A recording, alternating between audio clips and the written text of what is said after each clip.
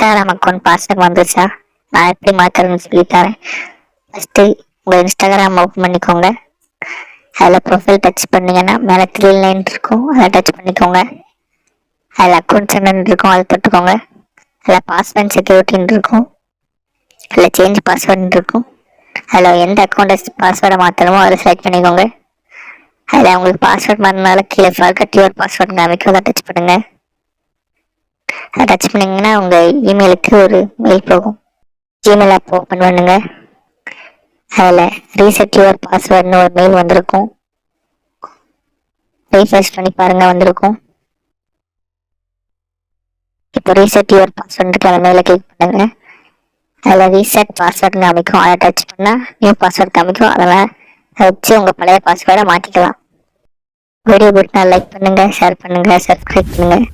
வேற மொபைலை பற்றி டவுட்னா கமெண்ட் பண்ணுங்க, நெக்ஸ்ட் வீடியோ அப்லோட் பண்ணுறேன்.